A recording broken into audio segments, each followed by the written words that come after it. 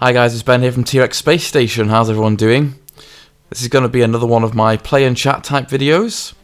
And I'm playing Zero Tolerance on the Sega Mega Drive, which is one of the few fully 3D games on the system. It's actually a fully 3D first-person shooter, no less, which is a relative rarity on the system.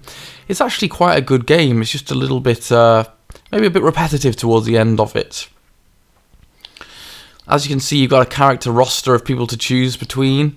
I tend to go with this guy, Sober, to start with. He's got good accuracy with the pistol.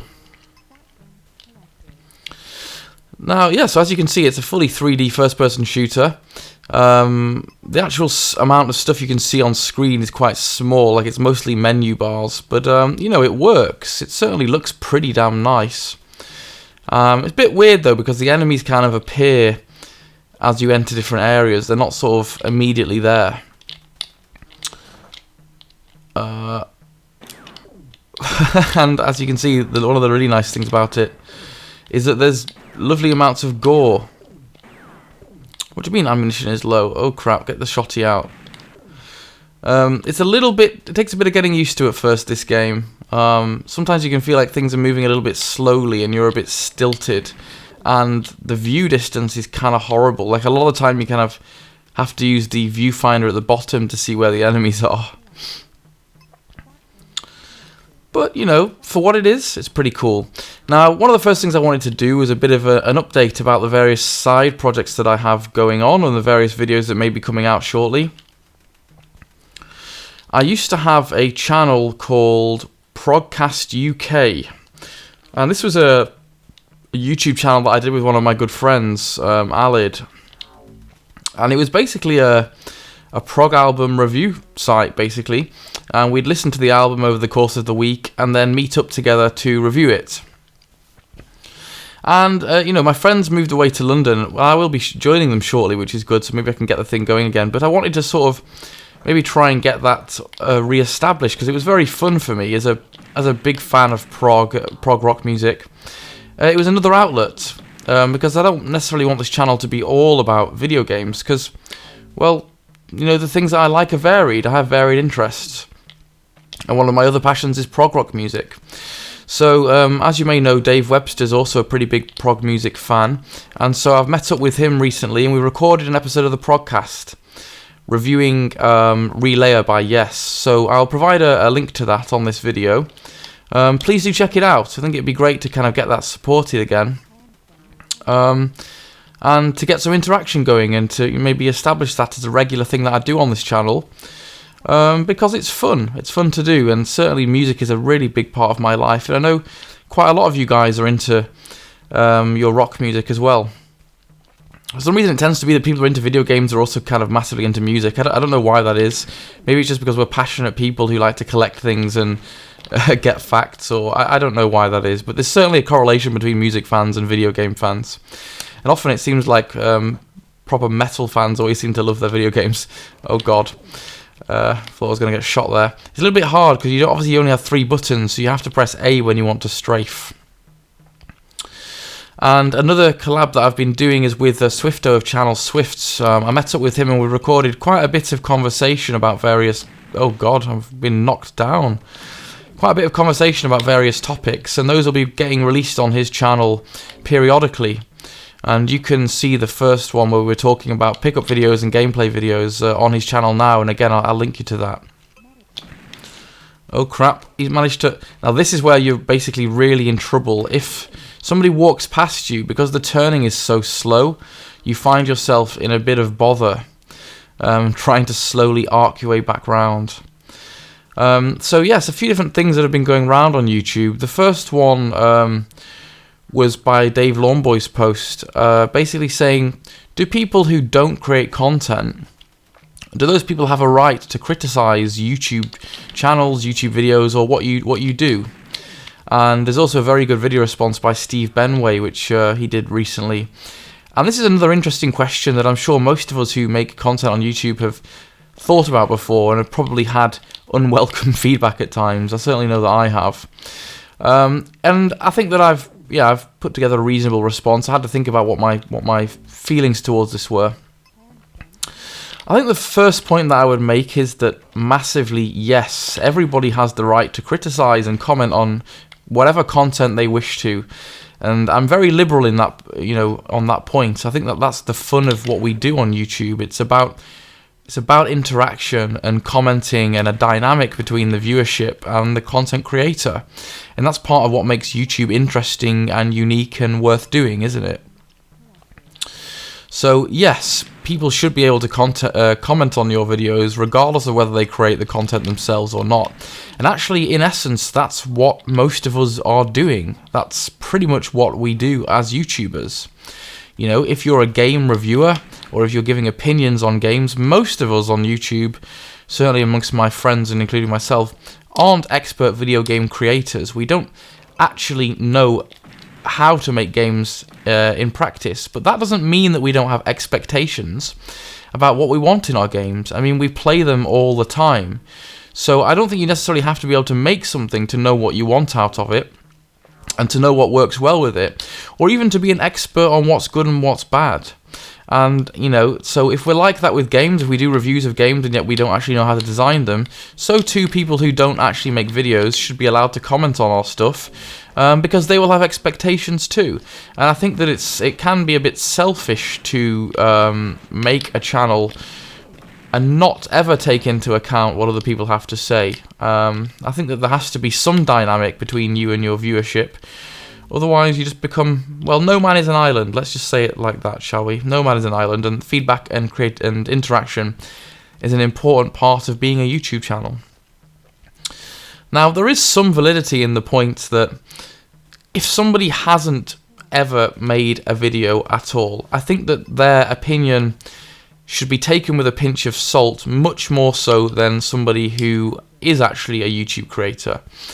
So I think that they are entitled to comment, but I think that if somebody is incredibly critical of you and hasn't actually done anything themselves, well then really it's not fair for them to judge you, because I think that it's easy to underestimate how much work and effort actually has to go into YouTube to be a content creator. It ain't easy, and each person will have their own approach to it and their own way of doing things. And we've developed those over time, and if you haven't actually had a go, you don't know what the practicalities and impracticalities are of the methods that you prefer. You don't necessarily know how much effort it involves. And sometimes I think that people forget, most of us on here are doing this as amateurs because we enjoy this. And the fact that it's amateur and not professional again has an added element of the fact that you shouldn't be critical if you haven't actually tried to do this without a budget and on your own for entertainment, without a big resource behind you. I think that if you're paying for something, then I guess maybe you have more of a leg to stand on, because there's even more expectation with it then. If you buy a game and it's shit, I think that you very much should spread that opinion if that's what you think. You have a much bigger investment in it. But actually, if you're just watching videos on YouTube and you don't like what you see, well, don't watch it. You don't have to. You've not paid anything towards this. You're simply perusing channels as you wish. Don't watch it if you don't want to. So yeah, it's a difficult question to answer. I think that is the floor secured? Yes, I think I've secured this floor. Right, let's go down. Here we are then. It's slightly hard because I've got the sound turned down. It's slightly hard to hear when the enemies are coming and what I've done. So yeah, I think there's certainly an element of, if you haven't got any idea of how to make a video, then people are going to take your opinion much more lightly than they would someone else's. There's certainly big channels who've been doing this for a long time that we ought to learn a lot from, and if they give you feedback on what to do and what not to do, then perhaps it has more weight to it. But again, here's another interesting point that Steve Benway alluded to, I think that Polar Ventris mentioned. People have a right to comment, but you sure as hell don't have to listen to it.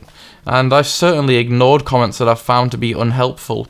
And as Steve Benway has said, the notion of should've is a very annoying thing, because firstly, if it's should've, it's retrospective. Well, it's like, great, Captain Hindsight, I should've, but I haven't, so this isn't going to change, it's already been done. And I think it's very annoying if people are prescriptive, people are actually being prescriptive about what you should do. So you should do gameplays like this. You should have practiced this better. well, actually, that's not constructive criticism. That's just you retrospectively saying that you would have liked something different. Well, great, but that's not what you've got, and that's not what you're getting on this channel. So is that actually useful feedback? And I think that, as several people will allude to, it actually does come down to the constructiveness of what you're saying and how you say it. And I think things on YouTube often have a danger of escalating very quickly and being hostile, because you probably wouldn't give feedback to a friend in a very short and unpleasant way. You would usually think more carefully about it, but because YouTube is anonymous and you can get away with whatever you wish, feedback often takes a very detrimental and unpleasant tone that it needn't do. And I think that it's important to remember you're speaking to people here. We're actually people with feelings who put time and effort into our YouTube channels and don't necessarily appreciate people being dicks. Now, I think, obviously most of us are ignoring trolls here. There's no point even mentioning the fact that trolls don't have a right to comment on you, because they're essentially just doing it to cause a reaction or to be inflammatory. And I've had my fair share of trolling, and I think that unanimously the best way to deal with that is just to ignore it, which is the same way to deal with criticism that you don't find useful. However, I must say that I actually do think that there's a very, very big place for constructive criticism, and I certainly welcome it on my own videos. And there are certain people that have given me lots of constructive criticism over the years. And I have, oh god, I really shouldn't have just raced into this room here. This is going to end really badly. I have genuinely responded to things that people have said to me and changed it. And that's one way of making my channel much better, hearing what people say. And without that, it's really hard to know, do people like what I'm doing? Should I alter this? I am going to die if I don't find a health pack. It's actually quite hard to play and speak on this game, because I'm being a bit more blasé than perhaps I would. Oh god, I'm seeing things I thought I saw an enemy. Is there a health pack here? Yes, but oh dear, I'm still only on 23. I keep accidentally jumping. If you press A and forwards, you randomly jump. So yes, that's my 2 penneth on that. Now, there's an interesting question by Kit171 talking about games that you got immersed in. Those games that captured your attention, which you lost bits of time in, or you played absolutely solidly and just got really stuck into and were grabbed by the game. And this is something that I have touched on in the past. There are certainly some big classic games that I've done that with. One of the more recent ones, which was a pleasant surprise, oh god, this is not going to go well, 7 health, which was a pleasant surprise, was The Last Story on the Nintendo Wii.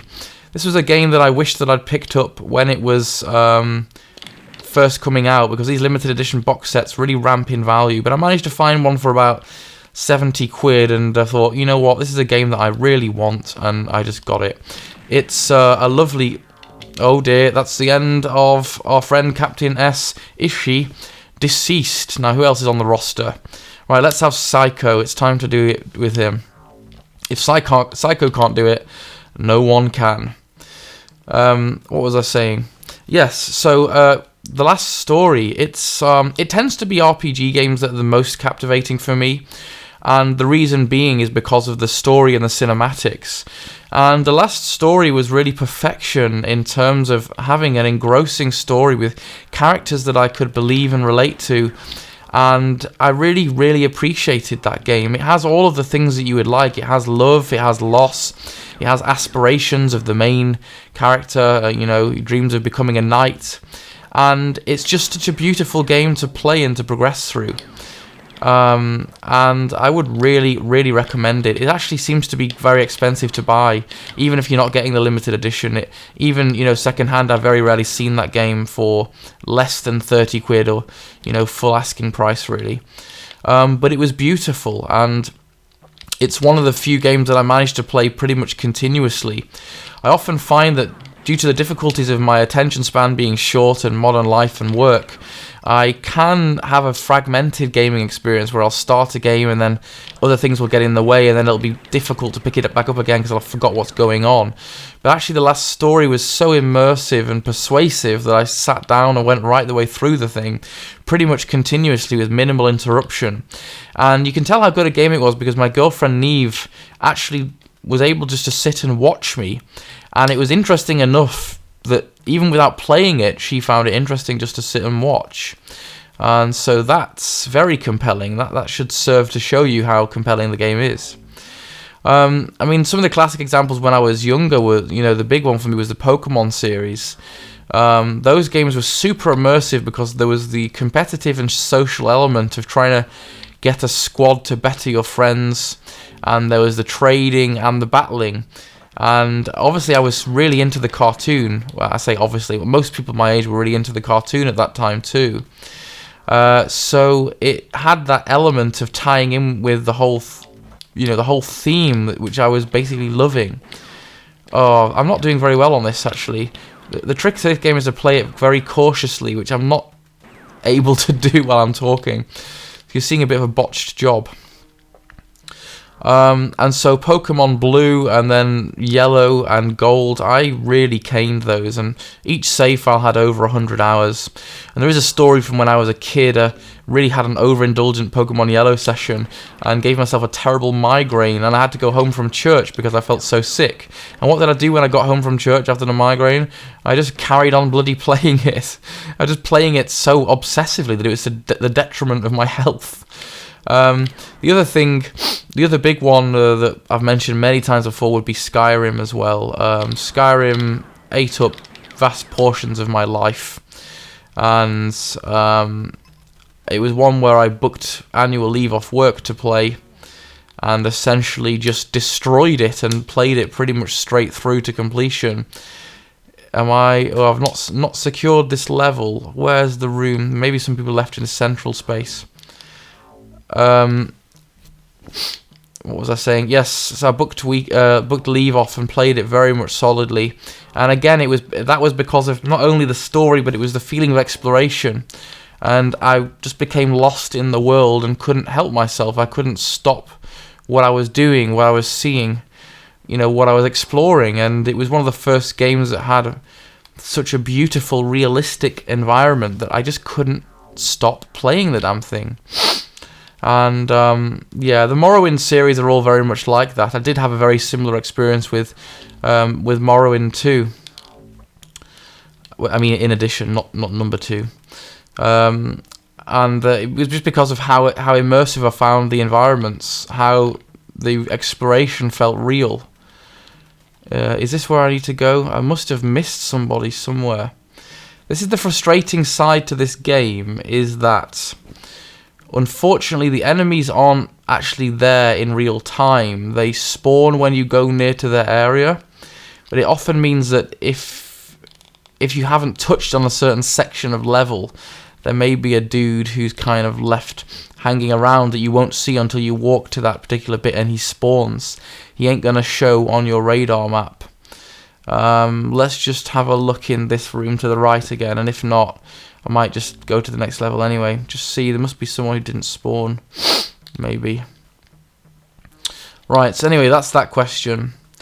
Now, the next one is an interesting one by the Retroholic. This is a really great YouTube channel that I've just discovered recently that I'll post a link to his video below. I would highly recommend you guys check out.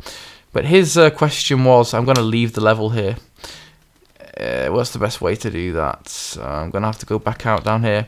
His question was, do you ever feel judged for your choice of games? And I think this is an interesting one because, well, when I was younger, gaming was essentially unanimous. Everybody at school, all the guys that I was hanging around with, liked it, and I thought it was just what everybody did. But as I've got a bit older, I've come to think maybe that's not the case, actually. And now in the workplace and things, most of the people there aren't gamers, and I do feel a certain level of shame when people are like, what did you do on the weekend? And I'll be like, well, oh no, this is a bit I've already been to. I'll be like, well, what the honest truth is that I sat in front of the computer screen and played hours and hours of video games.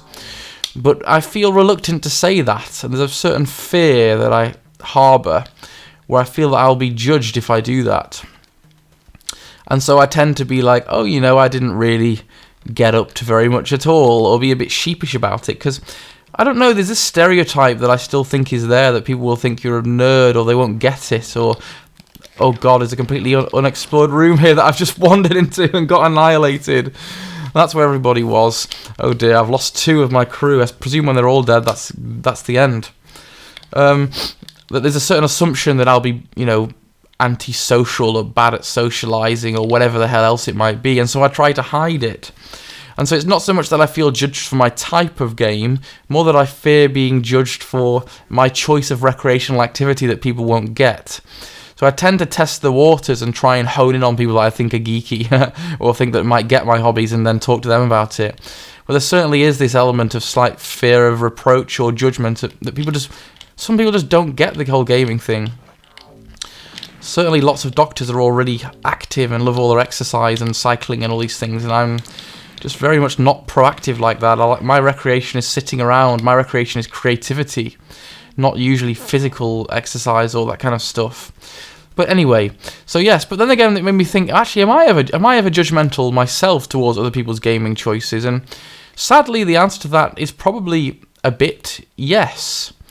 You know, I like to think that I've spent time researching good computer game systems and developing a good collection, and I think there's a big variety of games that are out there for people to explore, especially in this age of indie games and Steam, etc.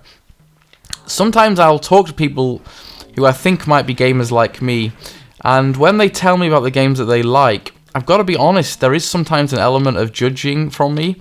If someone's like, yes, I basically play unanimously Call of Duty and FIFA, I can't help but have a sort of feeling of my heart sinking a little bit, because I'm kind of like, well, that's just really superficial. You've just gone for the most obvious AAA titles, and there's so much more out there for you to experience. And so I kind of feel like those are superficial gamers who actually are kind of missing the whole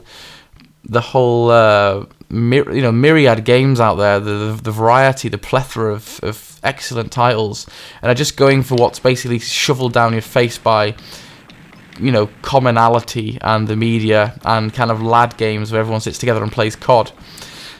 So I guess I kind of surprised myself actually, but maybe I am more judgmental than I thought, in that, yeah, there's just this certain element where I kind of feel like I want to explain to them that, yeah, fine, those games are okay, but the conversation quickly runs out because I can't really relate to those games very well. Yes, I know of them. I have dabbled with FIFA a bit, but I purposefully try not to. I try to go for stuff that I think is varied, and I'm really disillusioned with Call of Duty type games. I think those are the kind of games that are at the unexciting end of the spectrum, that aren't pushing things forward, that are just rehashing because they've sold well in the past and will be financially safe and secure in the future, which ain't my cup of tea. I'm much more excited about the indie type stuff now, which is really the forefront, and that's to me where a lot of the excitement's coming from. A lot of the modern ideas or risk-taking is coming from indie games, because maybe there's not so much financial risk there. So I find my conversation runs out really quickly if it's like, yeah, I like video games. I like Call of Duty, from 1 to 2 to 3 to Spec Ops to Special Ops to Black Ops to Super Fandaguloso Specialist Infiltrating Ops. And that's not really a word. But there you go. There's a bit of a waffle in some of my video responses. And I'm kind of on a multiplayer kick at the moment, so you're going to see plenty more collabs coming. Some gameplays with my flatmate Johnny, and also some gameplays with Dave Webster, so please stay tuned, and please comment on this video if you have any points to make. Take care guys, and I'll speak to you all soon. Bye.